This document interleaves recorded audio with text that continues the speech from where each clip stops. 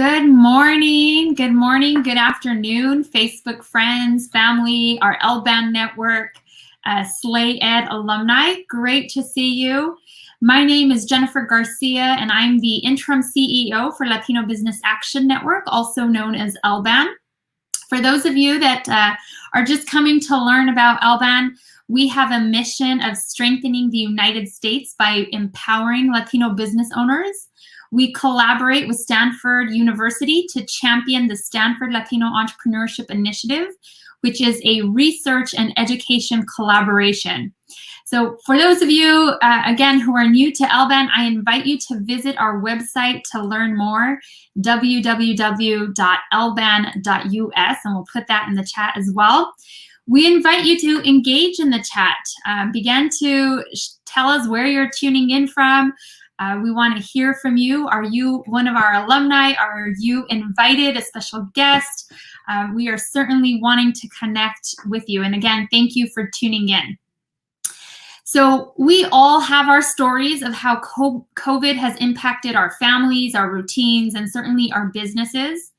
And many of us can recognize the challenges that restaurant owners have experienced in the last 12 months and continue to experience.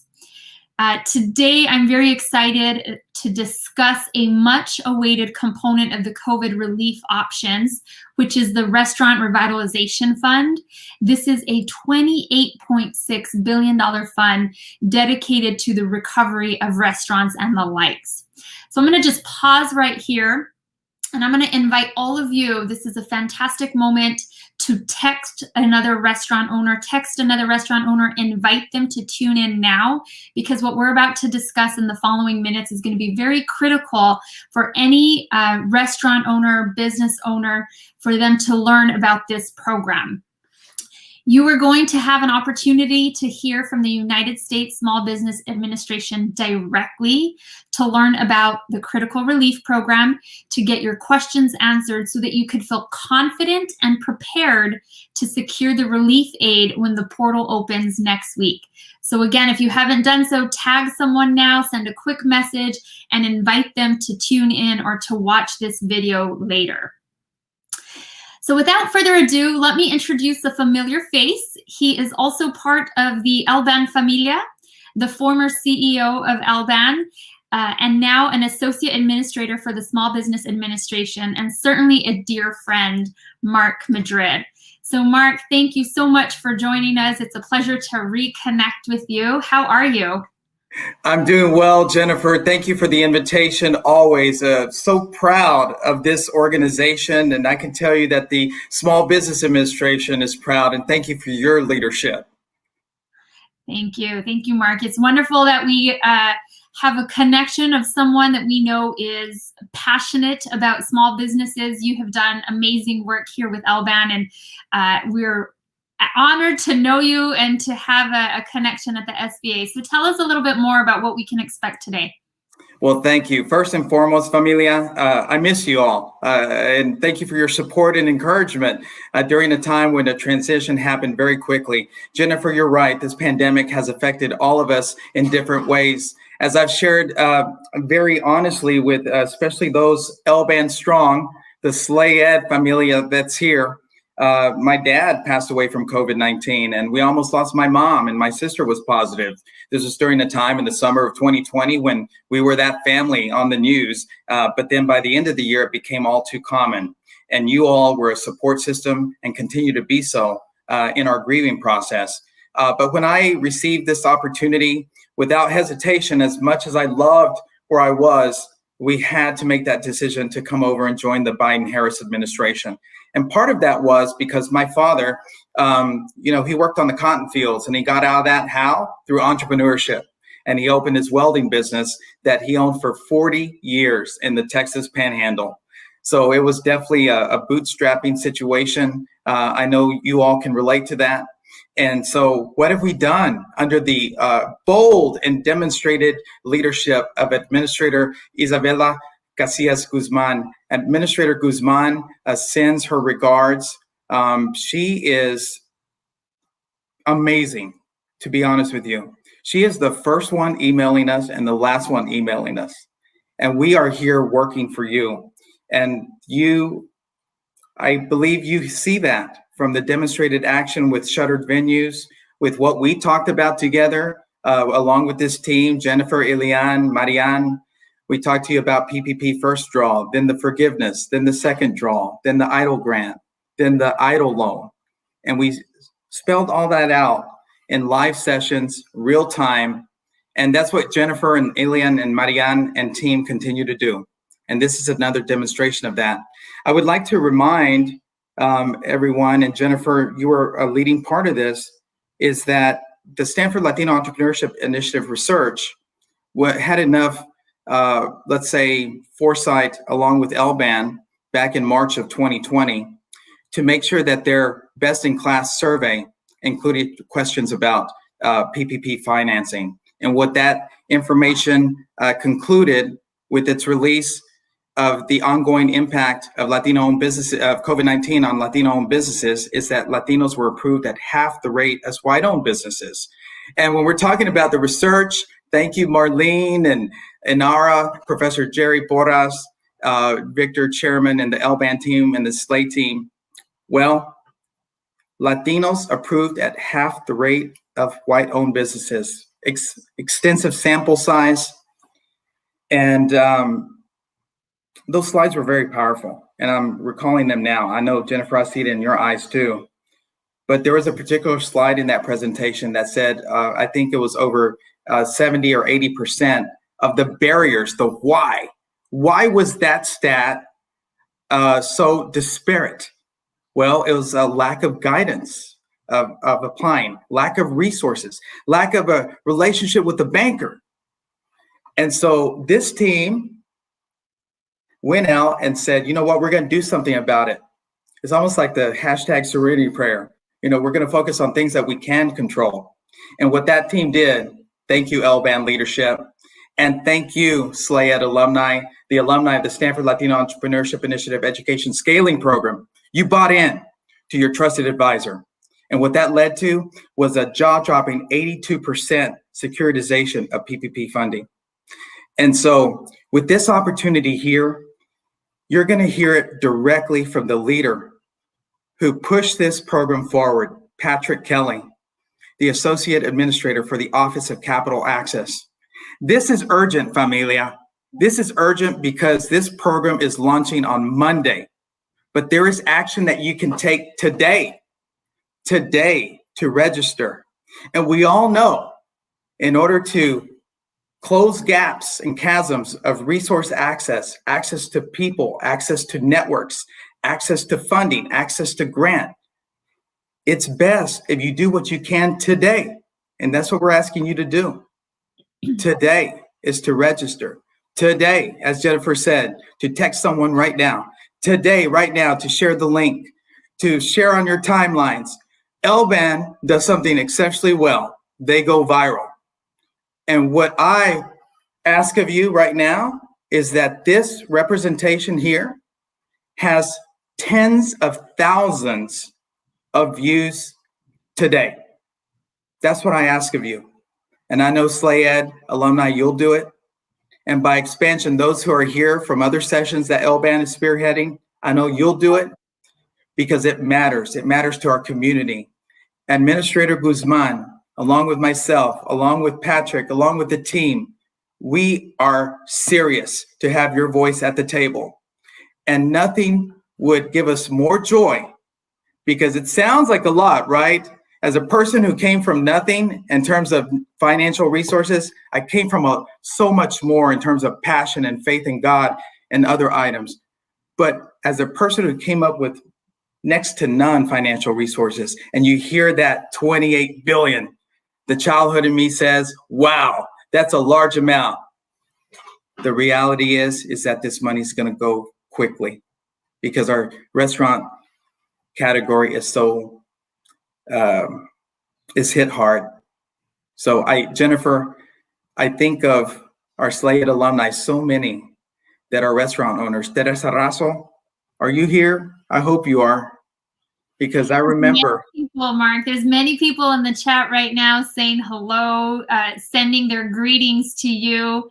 So yes, absolutely. I just want to echo your words from last year, right? That was a challenging time as everyone was navigating a new season, trying to get access to programs and understanding miscommunication, different communication. And so certainly we want to honor you for the leadership in that period of LBAN, Mark. And I'm excited. As you say, I think so many people are sitting at the edge of their seat right now as we're awaiting this Restaurant Revitalization Fund. And I see David, I see Teresa on, Marianne as well. So great to see all of you. I just want to echo again, there's so many restaurants out there. There's probably a restaurant owner on the corner of your block or in your neighborhood. Like, now is a fantastic time to text someone and share the link so that they can get access to this important information. Passing it off to you, Mark. Oh my gosh, thank you so much. And by the way, I just continue to be awed by your leadership, and also Ilian, Marianne, and there's a new member of the team that I met earlier today. But I'll close my session here before I hand it off to Patrick with getting personal. And Teresa, I knew you would be on, Teresa Razon. My goodness, I remember when this pandemic broke, and I hope I don't get emotional, but I remember talking to you. And you had me on the phone. You had another phone going in the background, which was on speaker. You didn't know what was going to happen to you. You were confused on whether you could have 4 people sitting outside. You were looking at zoning requirements so that you can expand outdoor seating. But what this call was about is you were donating food, and a lot of it, to your community.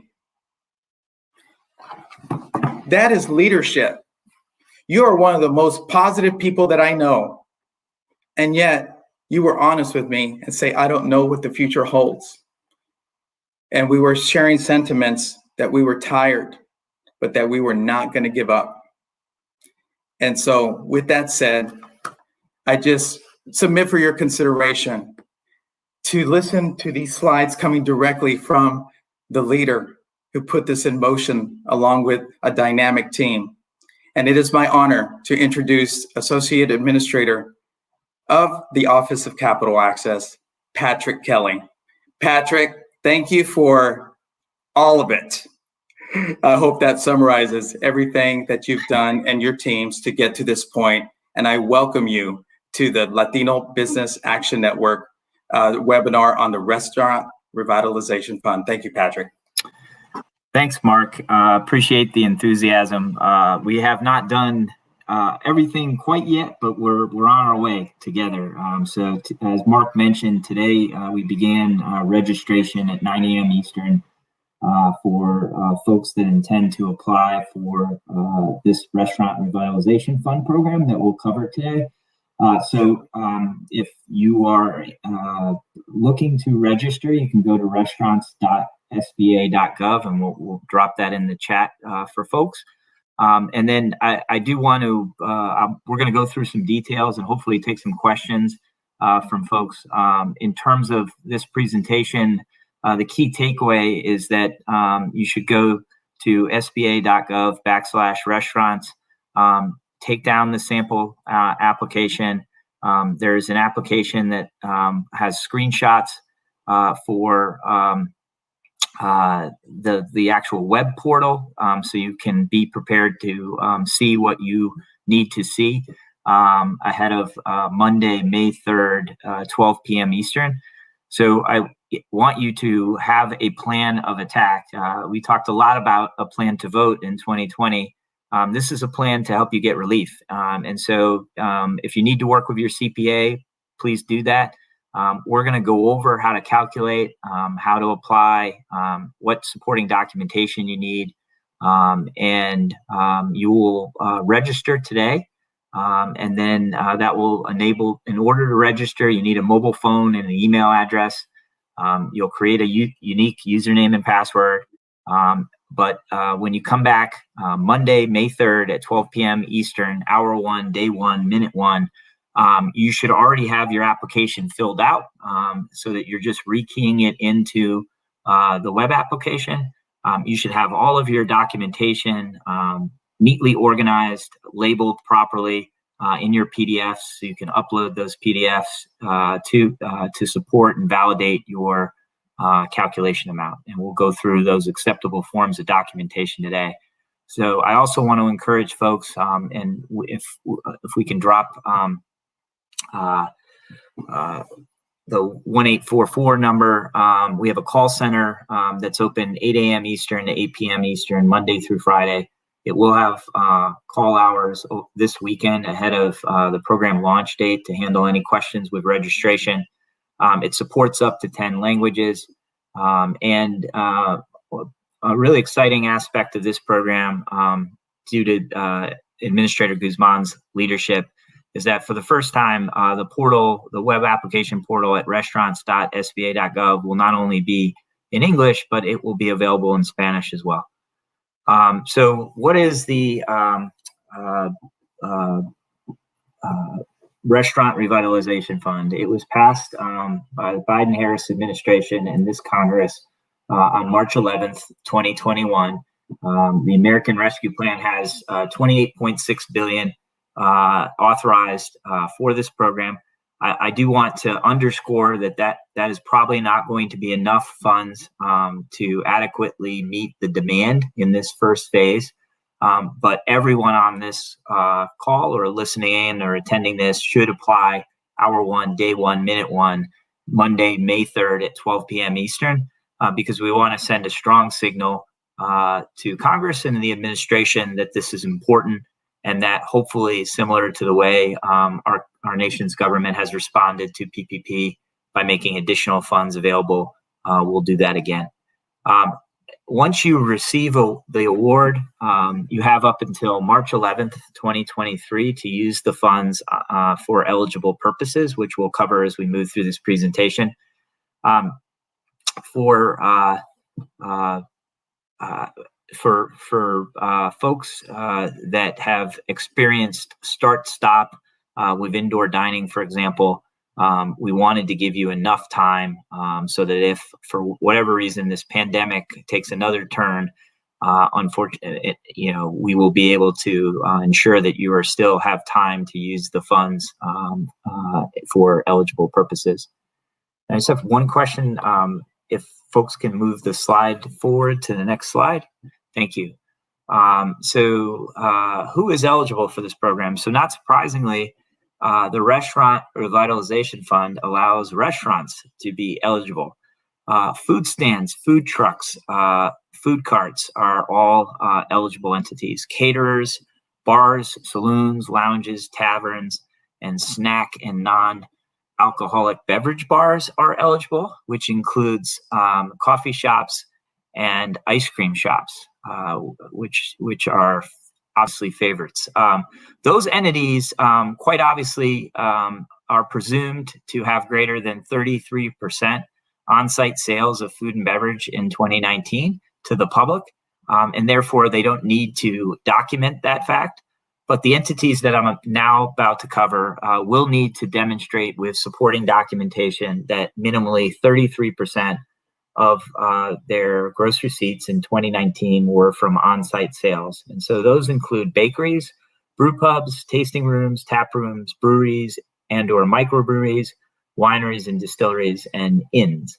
Those are the organizations that are eligible for the Restaurant Revitalization Fund. We can move to the next slide. Thank you. So one of the key eligibility criteria for this particular program that is different, for example, from PPP or different from standard SBA products, is that the size standard is not predicated upon small or predicated upon employees or revenue. So typically an SBA program, if you have 500 employees or less, for example, which was the standard for PPP, or revenue,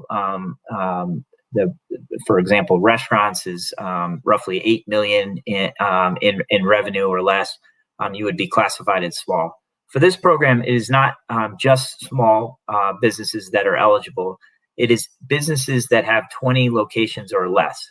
So So conversely, if you own or operate more than 20 locations, regardless of whether those locations do business under the same or different names or in different industries, you would not be eligible for this program. If you have 20 locations or less, you would be eligible for this program. Publicly traded companies, nonprofit organizations, and state or local government operated businesses are not eligible for this program. With respect to if folks have applied for an application to the Shuttered Venues Operators Grant, you would not be eligible for this relief. And then finally, if your restaurant business or eligible entity is permanently closed, you would not be eligible for this program. Let's move to the next slide. So how much am I eligible for? So the SBA may provide funding up to $5 million per location, not to exceed $10 million total for the applicant and any affiliated businesses. There is a minimum award amount. We will go over the calculations, and if after doing your calculation, it is less than $1,000, your application will not be eligible for relief.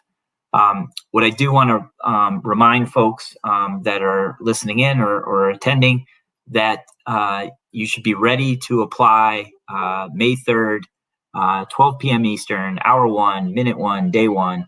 And again, you can go to sba.gov/restaurants to get all of the support materials that you need so that you'll have your application completely filled out. You'll have your supporting documentation labeled and in PDFs. So that when you apply hour 1, day 1, minute 1, May 3rd at 12 p.m. Eastern, you'll be able to complete the application. We've been doing a pilot this week, and it is taking folks about 25 minutes from start to finish. And once you've submitted your application, we will endeavor to award proceeds in less than 14 days.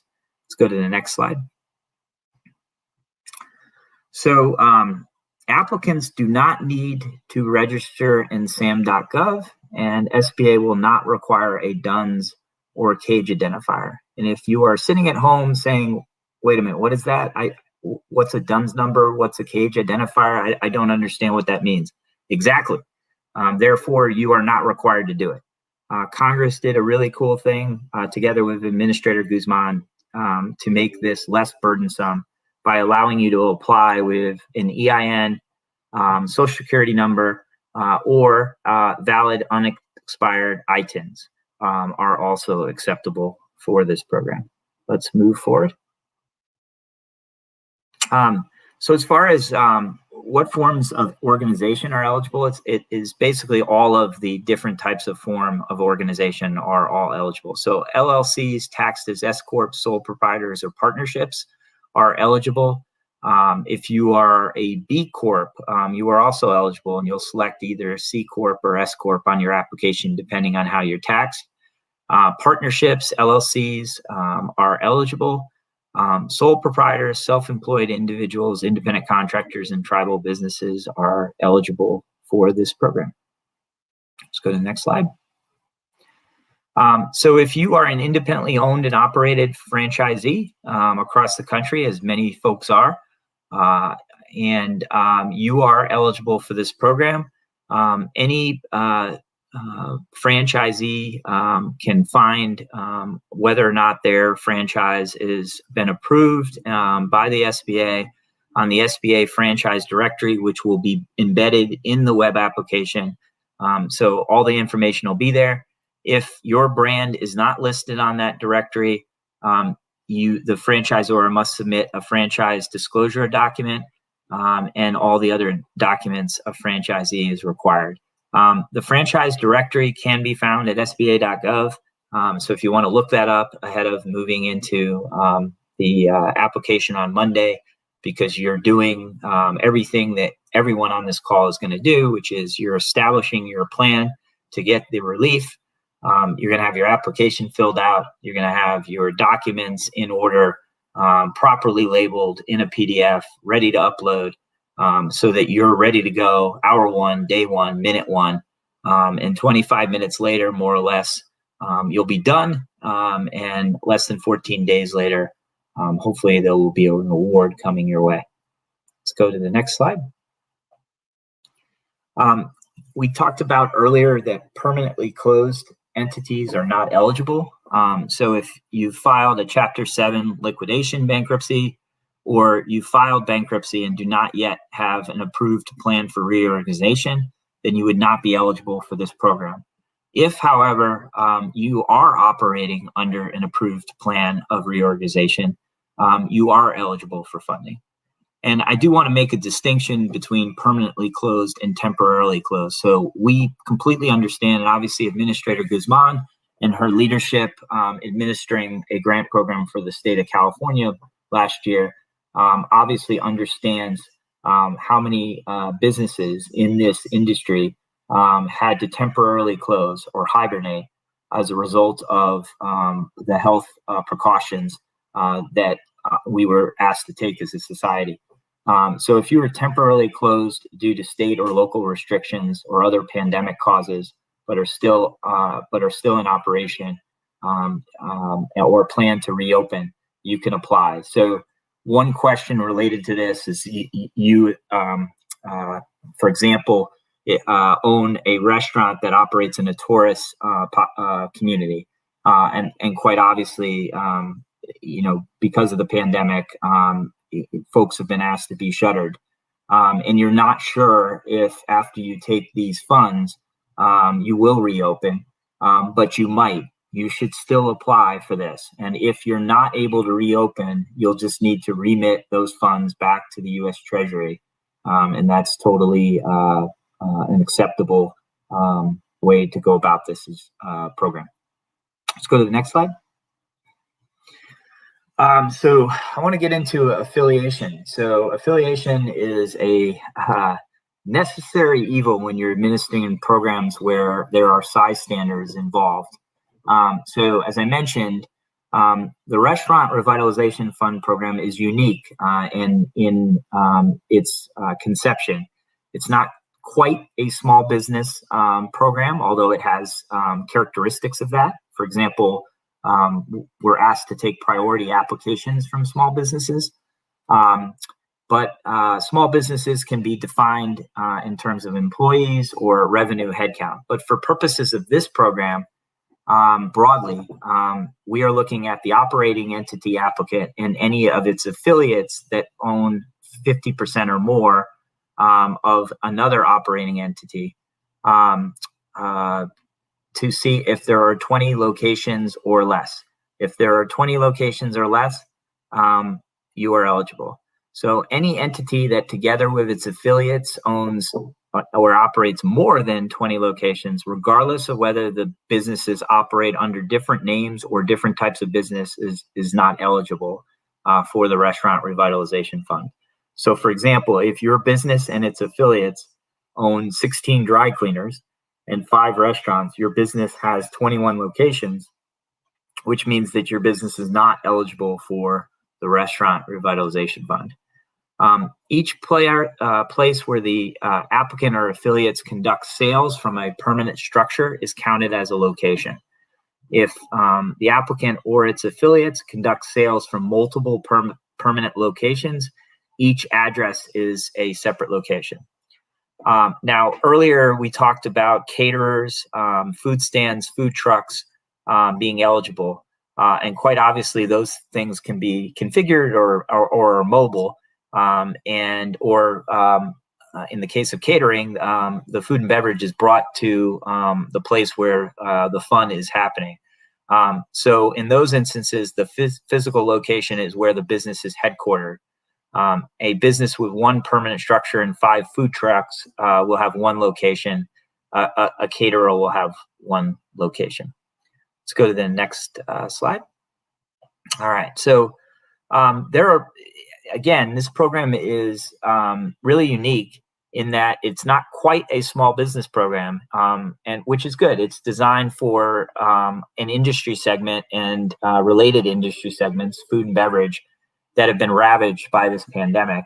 I do want to just give a quick public service announcement to encourage everyone, if you have the opportunity to get vaccinated, please do get vaccinated. It's an important step that we're all taking as a society to get back online, and obviously an important step we can do together to help these industry segments. But that said, there are clearly corporate groups that may own 20 or less locations, in which case they would be eligible for this. But there may be corporate groups that own more than 20 locations, and they would not be eligible. So locations owned or operated by a single corporate group will count toward the 20 location maximum limit. Businesses that are a part of a single corporate group that in the aggregate own or operate more than 20 locations are not eligible. When individuals or entities directly or indirectly own or control multiple locations, all locations must be counted towards that 20 location. This includes locations that operate under separate tax ID numbers or names, and it applies whether or not ownership control is through an individual, management, or holding company. So to give you an example, an individual owns or controls 16 restaurants, each with a separate tax ID. So again, you can apply for this program. The operating entity applicant can apply using an EIN, a social security number, or an ITIN. And in this case, this individual owns 16 restaurants and 5 gas stations. Since all of these businesses, the restaurants and gas stations combined, must be counted, none of the restaurants would be eligible for the Restaurant Revitalization Fund. Let's go to the next slide. So when you're filling out the Restaurant Revitalization Fund application, again, I want to keep saying that when you get to, first off, you should go to restaurants.sba.gov today and register. That's a key first step to establishing your username and password. You'll need your mobile phone and email, and you're going to find out if there's any issue with your email going to spam. You're going to find out if, for whatever reason, your mobile carrier can't get the text. Any of those kind of logistical issues, get that out of the way now so that that is not a concern when you head to the main show on Monday, May 3rd at 12 p.m. Eastern, hour 1, day 1, minute 1. So you're gonna fill out your application. You're gonna organize your supporting documentation, which we'll cover a little bit later in this presentation. Get those ready to upload so that when you show up on Monday at 12 p.m. Eastern, hour 1, minute 1, day 1, to execute your plan over roughly 25 minutes, you are not thinking, you're just rekeying information in. You've asked all of your questions. You've asked your CPA. You've asked the smartest person you know. If you're wondering at home whether you're the smartest person you know, the answer is no. So find the other person that you just thought of and ask them for help as well. But anything that you need to do, you've already done, and you're just executing on that day. So you register beginning today, April 30th, and you can register all the way through the weekend. But be prepared, have everything organized and ready to go. So when you sit down at your desktop on Monday, May 3rd, 12 p.m. Eastern, hour 1, day 1, minute 1, you are just executing something that you already know is what you need to do.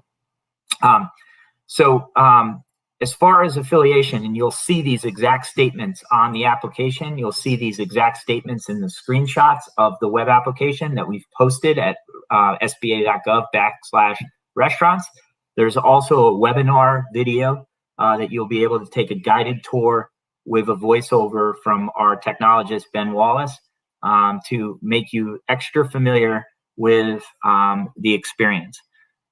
So for affiliation, you must select yes for affiliates if the eligible applicant entity has an equity interest or right to profit distributions of 50% or greater of one or more other business entity. You must select yes if any owner of 20% or greater equity interest of the Restaurant Revitalization Fund entity has an equity interest or right to profit distributions of 50% or greater. You must select yes if the applicant business is a holding company or a management company that owns or manages a business other than the applicant business, or if the applicant business is held or managed by a company that owns or manages other businesses. You must count these entities as separate affiliates and locations. Let's go to the next slide. All right, so as Mark pointed out, LBAN did an excellent job of supporting the community with its PPP efforts. And so many of you, when you apply for the Restaurant Revitalization Fund, have already received a Paycheck Protection Program loan or loans. So any funds already received through the Paycheck Protection Program will be subtracted from the Restaurant Revitalization applicant's final funding amount. That is per the statute from Congress. And so we will verify those PPP loans for you based off of the EIN, ITIN, or Social Security number that you used to apply for those PPP loans. So if you received a PPP loan, you must use the same EIN, ITIN, or Social Security number for your Restaurant Revitalization Fund application as you used in its PPP application. If an applicant applied for a first draw PPP loan in 2020, so let's say you used your management company EIN, you have several locations under that, you aggregated those payrolls for purpose of receiving the one PPP loan for the aggregated entities, you should apply for restaurant revitalization funds in the same way.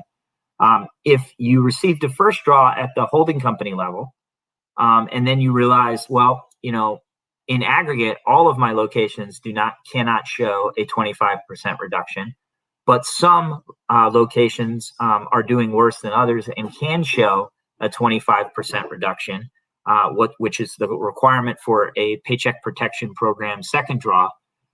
You will apply you'll provide the EINs. You'll apply at the management company level for the Restaurant Revitalization Fund, and then you'll also provide the EINs for each of the entities that received a second draw PPP loan.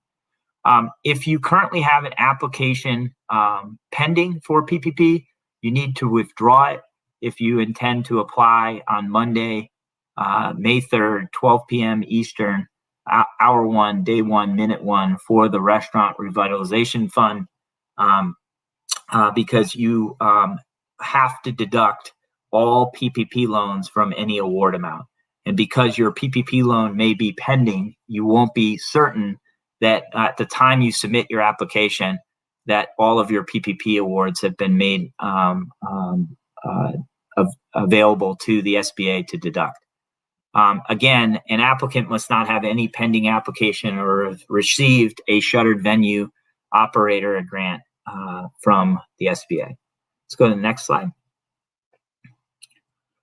So there is a certification that's intended for all eligible entities to be able to meet, which is you'll certify that current economic uncertainty makes the funding request necessary to support ongoing or anticipated operations.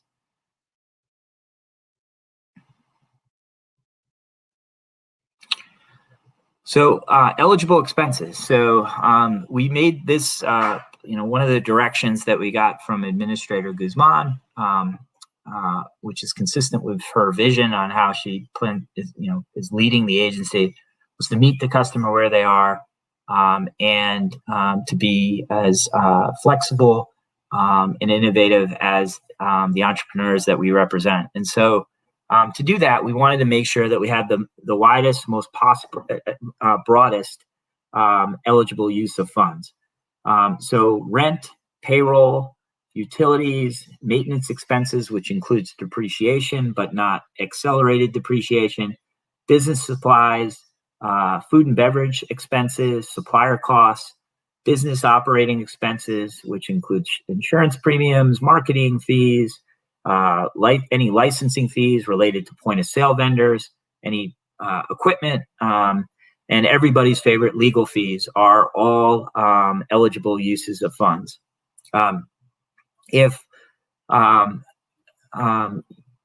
For capital expenditures or construction expenses, expansion costs are ineligible. So if you have 4 locations at the time of application and you want to expand to a 5th, the eligible expenses related, the expenses related to expanding that 5th location would not be eligible.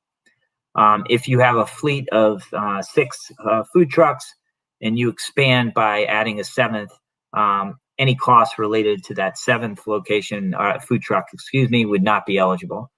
If you want to expand indoor seating that at existing locations, that would not be an eligible construction expense, and neither would adding a drive-through. On the other hand, if you are constructing outdoor seating, which Mark so eloquently laid out an example at the outset, and those costs would be eligible as capital expenditures for construction expense. And then finally, something unique to this particular relief program that's not been widely available in other programs, certainly at the federal level, payments on any business mortgage obligations. So if you have owner-occupied real estate, you'll be able to apply the principal and interest payments. And while you won't be able to accelerate payment of that note or pay off that note, you can set aside proceeds from this award and make monthly payments up until March 11th, 2023. Additionally, you may have business debt in the form of equipment leases, equipment loans, working capital loans, credit card debt, debt from a prior business acquisition that you're servicing, and you will be able to make the principal and interest payments on that. You can't prepay or accelerate debt. So, for example, you might have an SBA loan or an EIDL loan. You can't pay it off in an accelerated manner. But again, you can set aside the funds to make monthly principal and interest payments up until March 11th, 2023. If, for example, you've incurred expenses since the start of the pandemic, which was February 15th, 2020, you're behind in your rent, you owe some suppliers, so your accounts payable are behind, you've racked up credit card bills from February 15th or after February 15th, 2020, you can use these funds to bring those expenses current, or those obligations current. Let's go to the next slide. As I just covered, you can use the funds from your award. So again, everyone's going to leave here today. They're going to get the application. They're going to watch the other webinar videos. They're going to fill out their application. They're going to ask the smartest people they know, or their CPA, or both. They're going to set up their supporting documentation, which we'll cover in a minute. They'll label those properly with their PDF so that everyone is ready to go hour 1, minute 1, day 1, Monday, May 3rd. And you will be able to use the award that we will provide you in 14 days from the receipt of your submitted application for eligible expenses that were incurred between February 15th, 2020 and March 11th, 2023.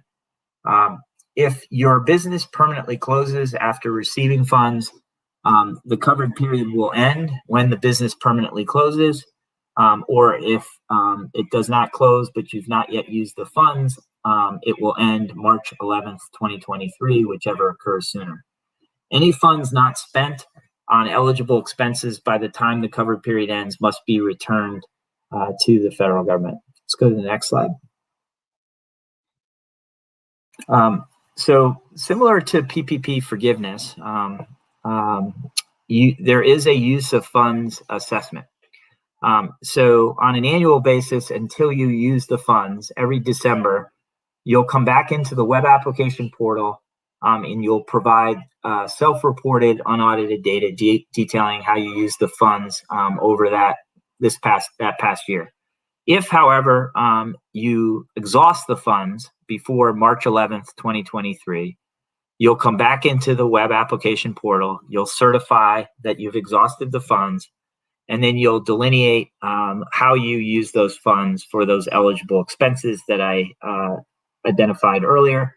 And then a few of you very fortunate Americans will be able to take place in a random sampling audit where we will ask you to come in and provide supporting documentation to demonstrate and validate that your attestations are accurate.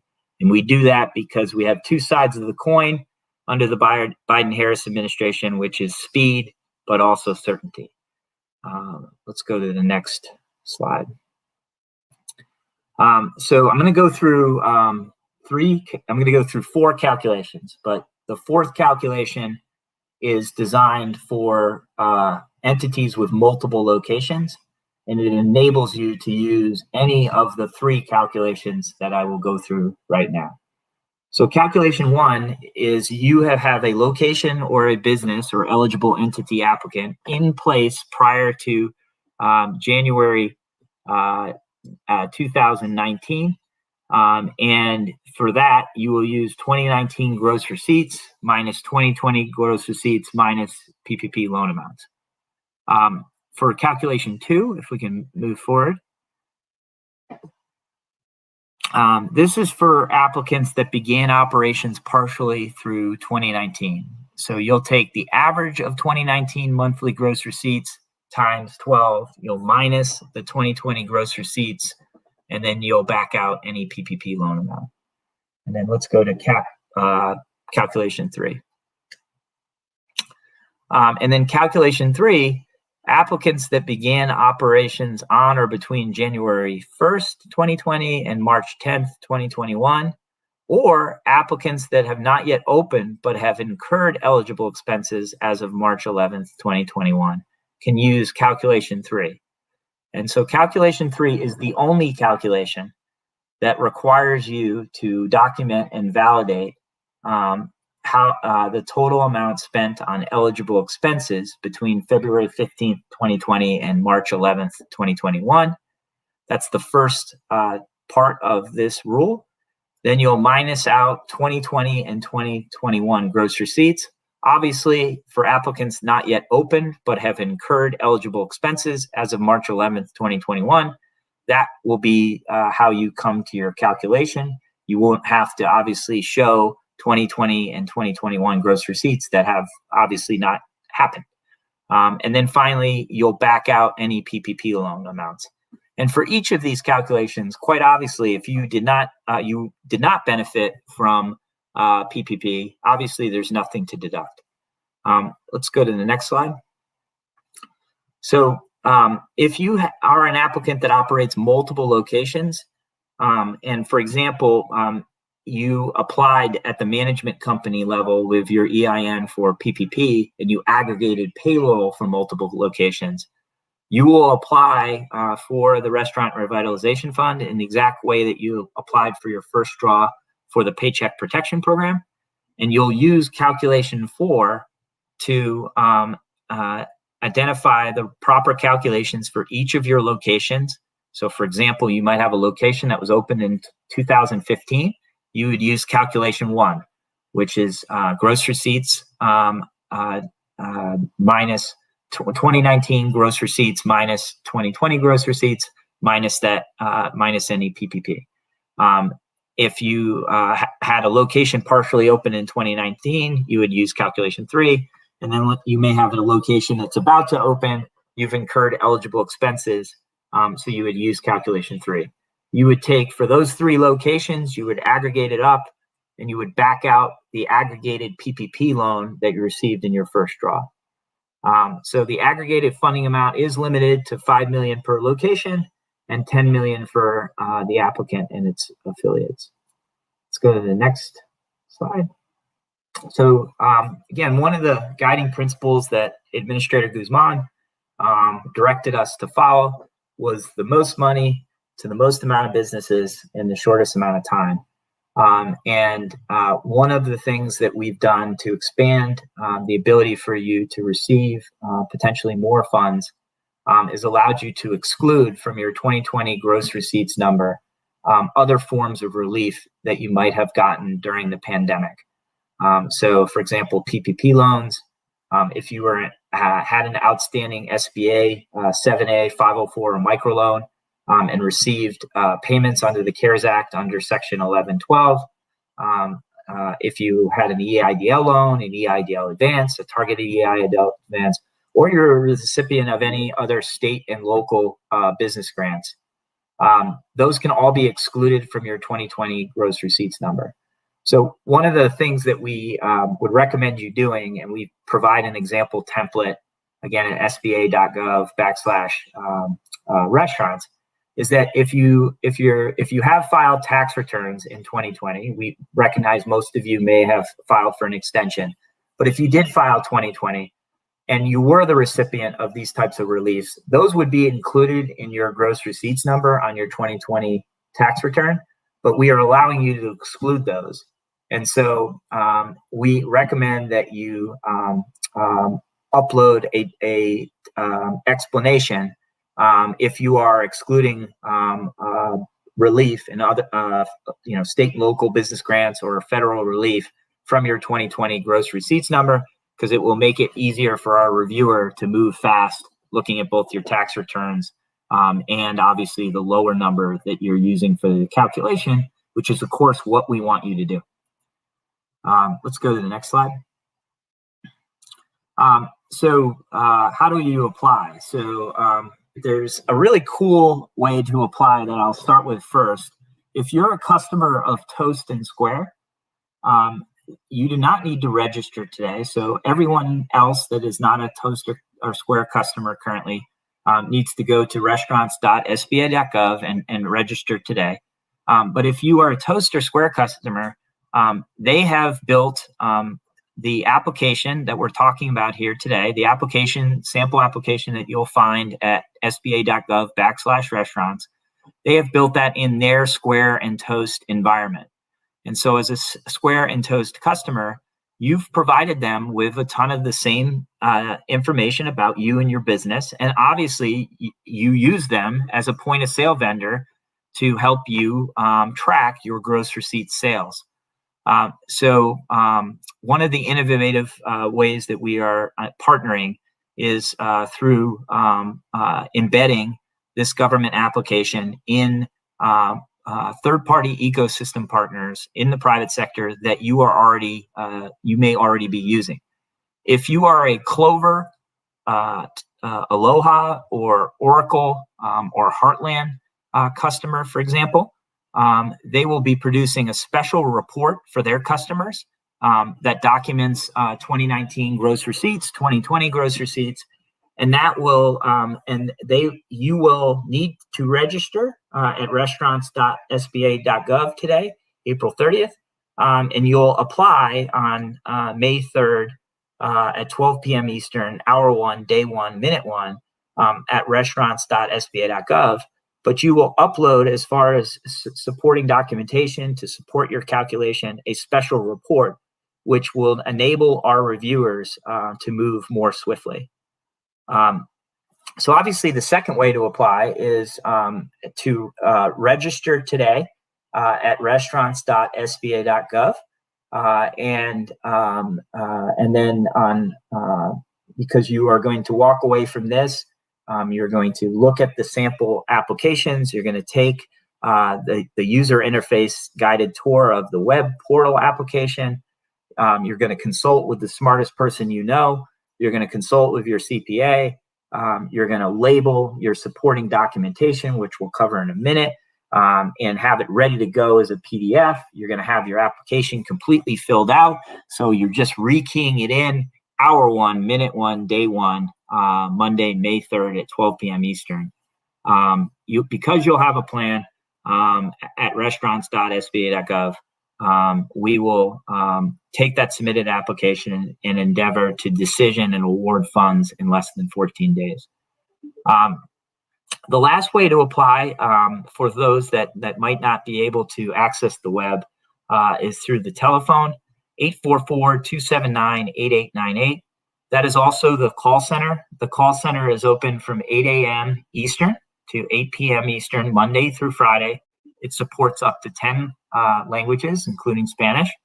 And if you can't get to office, those open office hours, you can call offline and leave a message and expect a return call. There will be support at the call center this weekend. The question should be focused on your registration through the weekend. That's the primary function. But you are able to get questions answered throughout today about the content and questions about the materials that we're covering here. So again, you're in a position to execute at Monday, May 3rd, 12 p.m. Eastern, hour 1, day 1, minute 1. You are not thinking, you're not questioning. It's not the first time you've seen these questions. It's not the first time that you've realized you need to upload supporting documentation. That's all been done. And you're just sitting in front of your laptop at 12 p.m. Eastern, Monday, May 3rd, hour 1, day 1, minute 1. You've been registered. You got your username and password.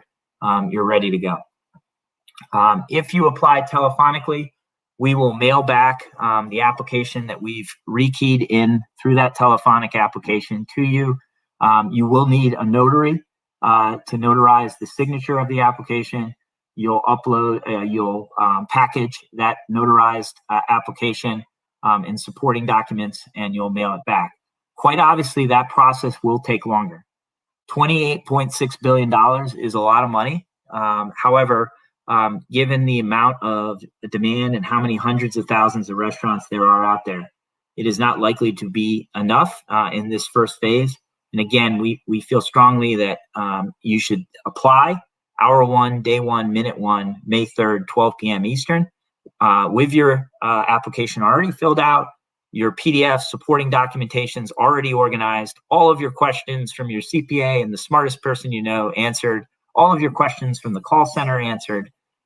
So we feel strongly that everyone should apply so we can send a strong signal to Congress and the administration that there is demand for this important relief.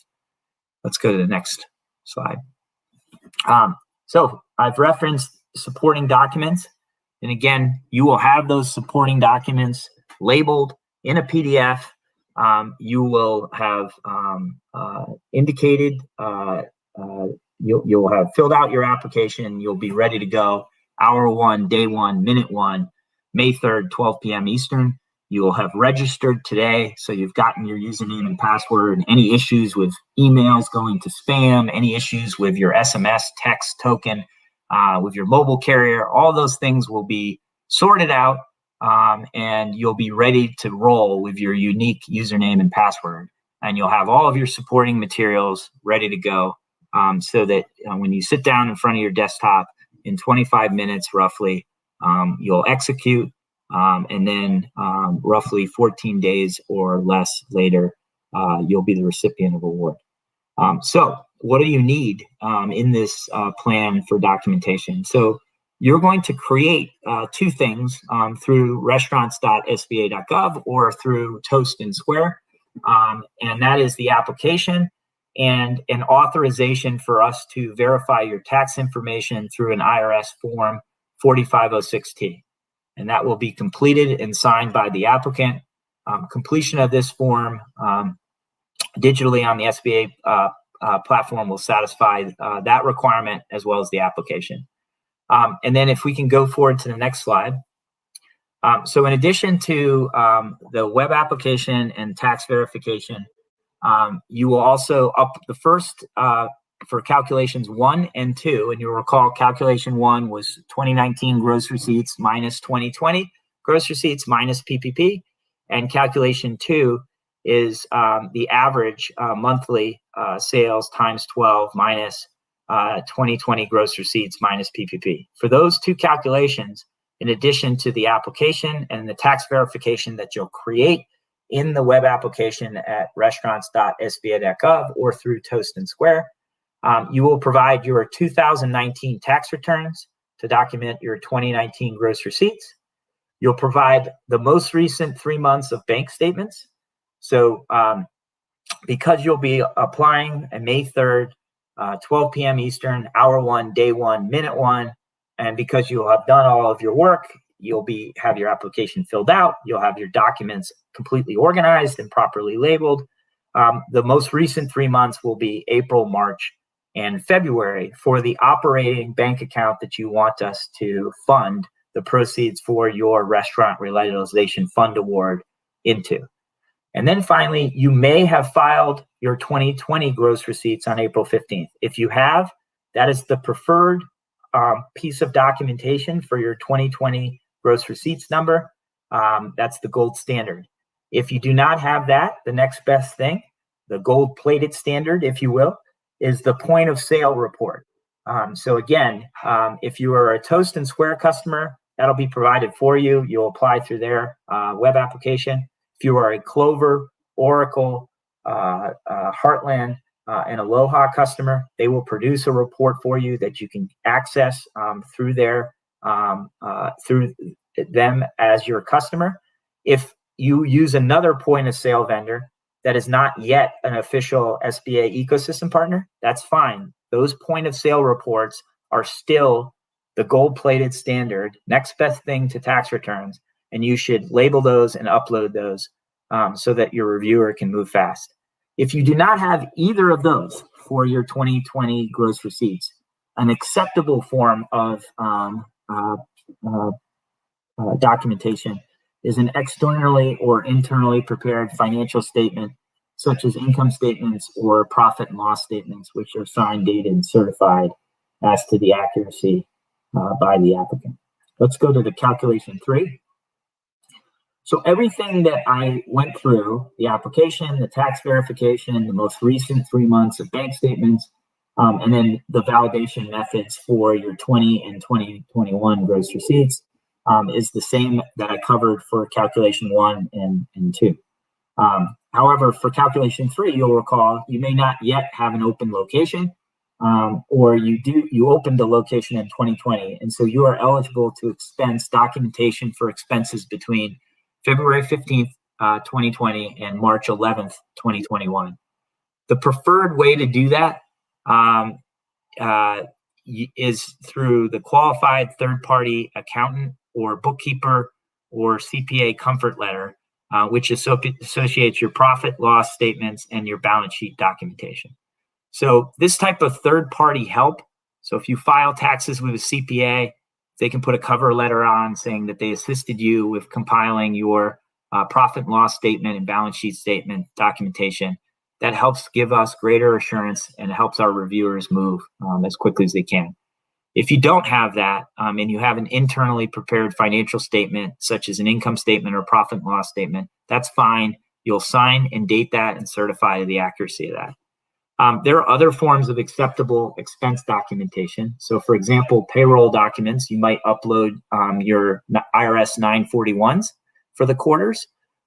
You have outdoor seating expenditures. You would upload supporting payments to contractors and invoice expenses related to that project.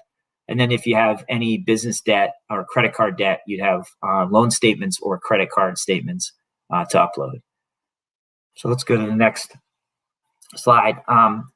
If you'll remember at the top of the hour, we've gone a little bit over, but at the top of the hour, we spoke about those businesses that are not presumed to have 33% or greater on-site sales in 2019, or in the case of inns, food and beverage on-site sales in 2019. For these applicants, there will be additional documents that you need to evidence the on-site sales to the public comprise at least 33%. So for brew pubs, tasting rooms, tap rooms, breweries, wineries, distilleries, you pay alcohol sales tax. So your tax and trade bureau forms would be examples of that.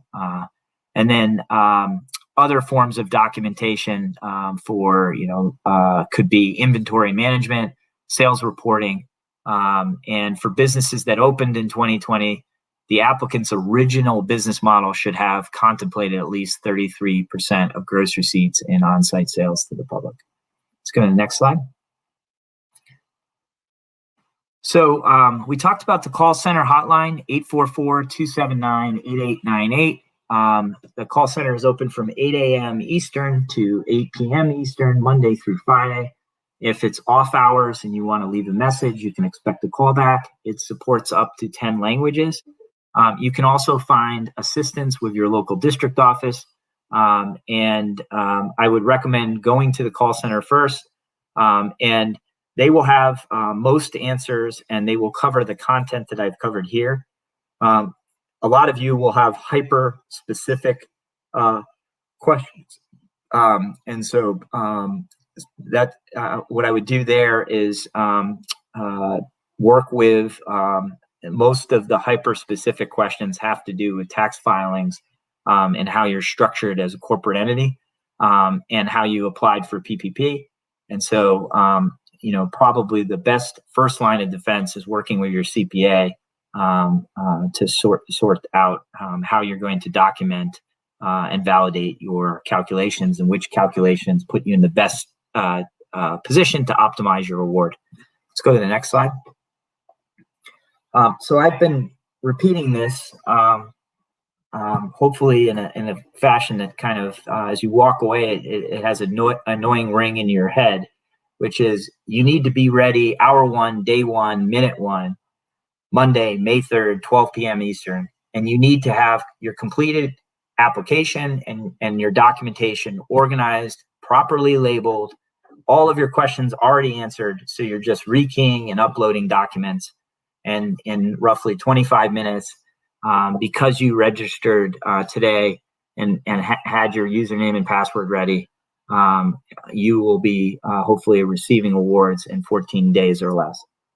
So again, leverage your resources. If you need to ask questions, you can go to 844-279-8898. Let's go to the next slide. This particular program, we have been running a pilot period this week, and that has helped us understand how much time it will take. It has helped us refine questions, make these trainings better. But for the first 21 days after we open, May 3rd, 12 p.m. Eastern, and everyone on this call has prepared, they've filled out their application, they've labeled their PDFs and supporting documentations, they've consulted all their resources, they're ready hour 1, day 1, minute 1. We will process applications from the priority applicants first for the first 21 days and fund those first. But everyone should apply hour 1, minute 1, day 1, May 3rd, 12 p.m. Eastern, so that we can send a strong signal that this demand, that this relief and demand is so sorely needed. And then on day 22, if you are not a priority applicant, we will begin funding those applications that we received hour 1, day 1, minute 1, 12 p.m. Eastern, Monday, May 3rd. Let's go to the next slide. So Congress did a really cool thing that Administrator Guzman and the Biden-Harris administration prioritized, which is helping underserved communities, women-owned, veteran-owned, and socially economic disadvantaged businesses that are 51% or more owned be prioritized for the first 21 days. Applicants must self-certify, and one of the things that we did to accommodate the unique equity interests of restaurants and other eligible entities is we allow you to mix and match priority applicants in your that have equity interests in your business in order to get to 51% or more. So for example, an applicant that has 5 owners, each owning 20% of the applicant, 2 owners are veterans, 1 owner is minority, we would consider that 60% to meet the requirement of 51% owned and managed by a priority applicant. Let's go to the next slide. Black Americans, Hispanic Americans, Native Americans, including Alaskan Natives and Native Hawaiians, Asian Pacific Americans, or subcontinent Asian Americans are presumed to be socially and economically disadvantaged.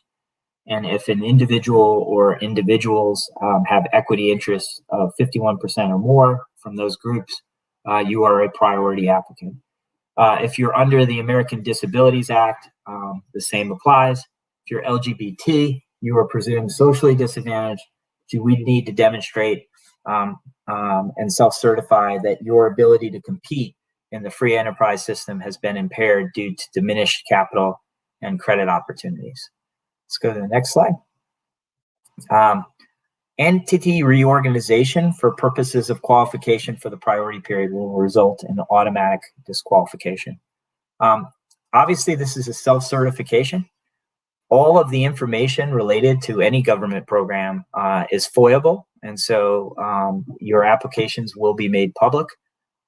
So I would simply ask that everyone contemplate all of the hard fought days and nights that you did to get here and to keep your business operating during what I can only imagine is one of the hardest years of your life. And you are now on the precipice of receiving relief. Don't make the mistake of misrepresenting so that you're visited and add to your stress with a visit from the Department of Justice or the Office of the Inspector General. Play it straight. Apply hour 1, day 1, minute 1, Monday, May 3rd, 12 p.m. Eastern after registering today. And day 22 will get to your application. Let's go to the next. So finally, we have set aside funds, $5 billion for gross sales receipts of less than 500,000 in 2019, another $4 billion for gross sales receipts that exceed 500,000 but are less than 1.5 million, and an additional 500 million for 2019 gross receipts of not more than 50,000. And we do have reserve the right to reallocate these funds, but we wanted to make sure that the smallest of the small businesses receive funds in this first phase of the Restaurant Revitalization Fund. Let's go to the last slide. So that is that. We did the presentation in about an hour. We're about 17 minutes over. I'm happy to take any questions that might exist. Finally, I'll just reiterate one more time. Be ready to go. Hour 1, day 1, minute 1, Monday, May 3rd, 12 p.m. Eastern. Register today. Get your username and password. Get any issues with your SMS, token, text from your mobile carrier or any email going to spam. Get that out of the way. Go to sba.gov/restaurants. Look at the application. Have it all filled out. Take the web tour so you're familiarized with how it looks when you go to execute. If you're a Toast or Square customer, call them, get ready to apply with them, but have everything to go so that when you come back, hour 1, day 1, minute 1, 12 p.m. Eastern, Monday, May 3rd, in roughly 25 minutes, you are executing this, and hopefully within 14 days or less, you're receiving your award. All right. Wow, Patrick, I just have to say thank you, thank you, thank you. This was a very thorough and informative presentation. There is comments in the chat that says, wow, this is great information, super helpful. So I just really want to say thank you for reiterating that. May 3rd, 12 o'clock Eastern. We appreciate that. We do have a couple questions, and I appreciate just your flexibility and willingness to take a few questions here. There was a question about the difference between applying through Square and the SBA portal, which I believe you answered, but the second or follow-up question to that is, Square customers may not be the complete source of tracking total revenue. Are they still eligible to apply through Square? Yeah. So first, I would direct any questions as a Square customer to the source, to Square, so that they can answer how they're supporting you. What they've committed to doing is being very transparent about what they can support and what they can't support, and they will be recommending that if in your unique circumstance, it's better for you to use restaurants.sba.gov. You'll be able to do that, and for folks that are looking at issues related to, I have an off calendar year fiscal year, and so I want to reconstruct my calendar year gross receipts, and so therefore I might need my tax return and point of sale report or interim financials to document that difference. That's all totally in bounds and a way to do that. And as I mentioned, there is a template, an example template of how you can notify your reviewer that, for example, you have a lower number than your 2020 filed gross receipt sales number because you're excluding, which is totally cool as part of this program, some of the relief that you did receive in 2020.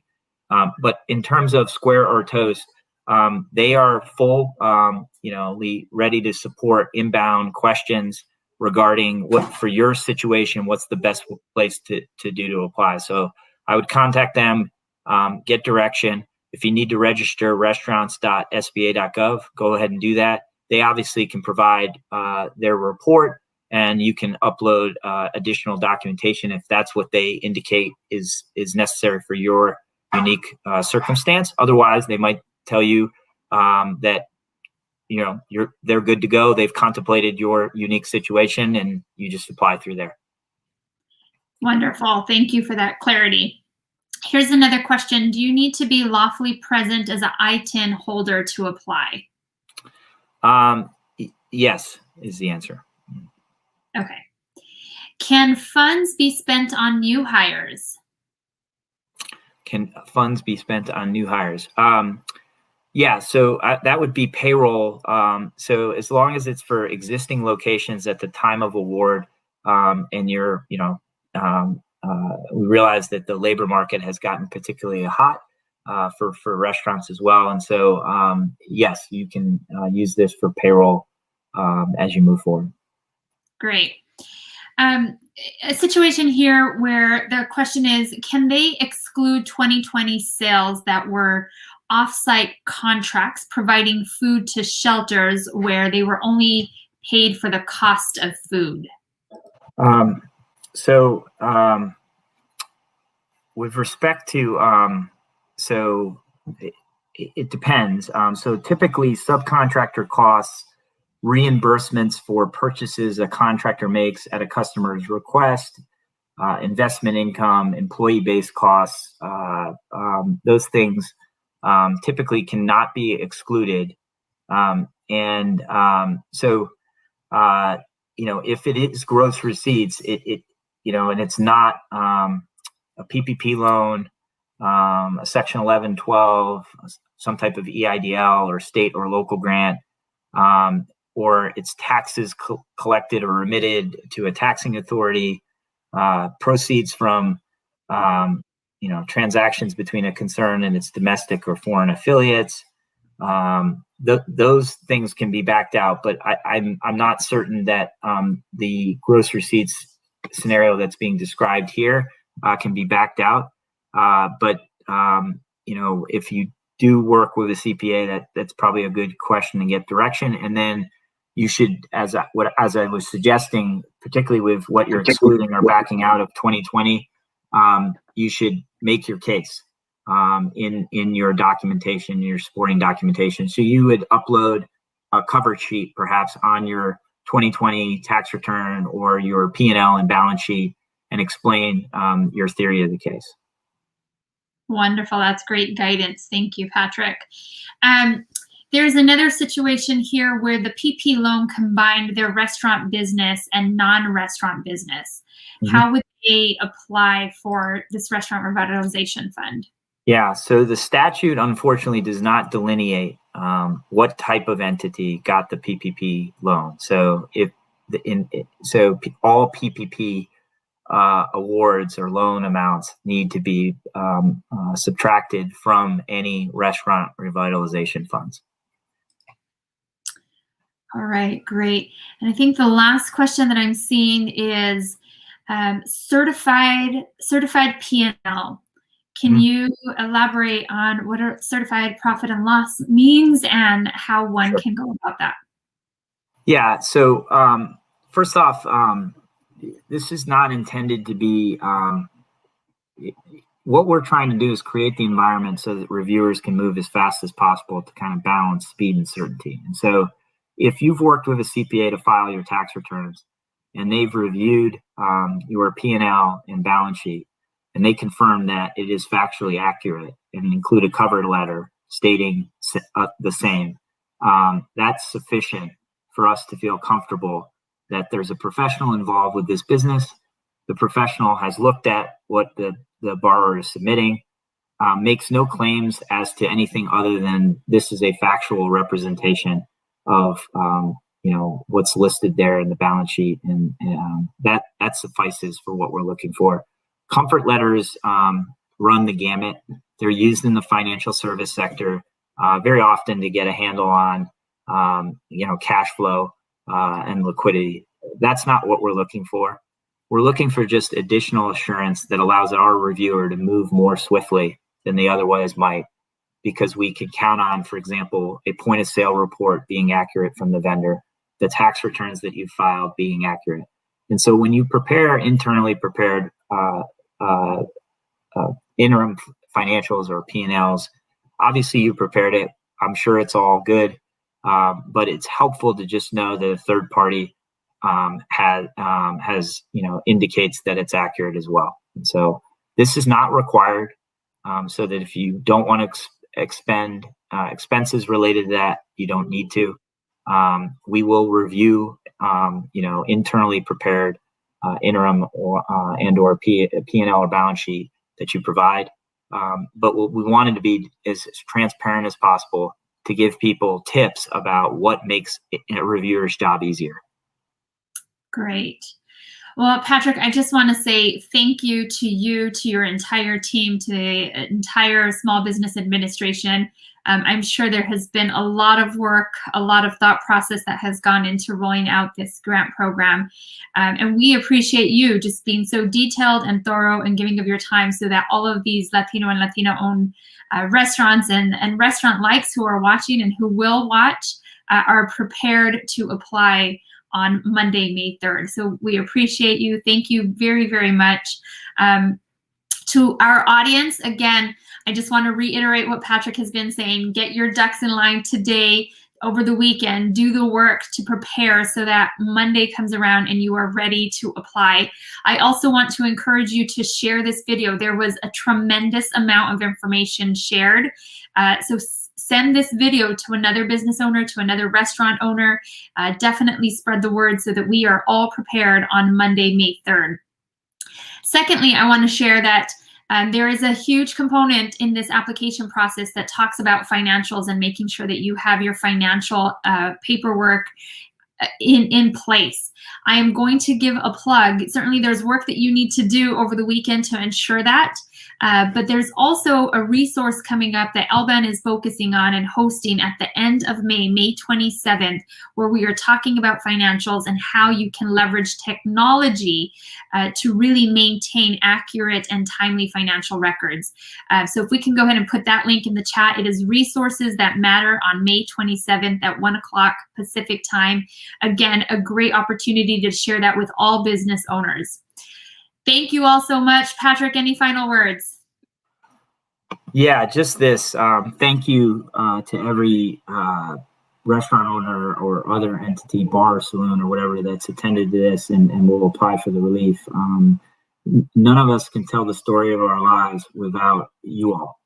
Every milestone that we mark, if we really think about it, involves you. And so I can only imagine what you've gone through. And hopefully this relief will mitigate some of that pain. And hopefully everybody will get vaccinated and we'll return back to, regularly scheduled life. So thank you very much to everybody. Thank you to LBAN for hosting. And please know that we're going to continue to fight hard for each and every one of you to make sure you have what you need to do what you do, because it's so important. Thank you, Patrick. We appreciate you. Thank you to all your team at the Small Business Administration. Have a wonderful day, everyone. Bye-bye.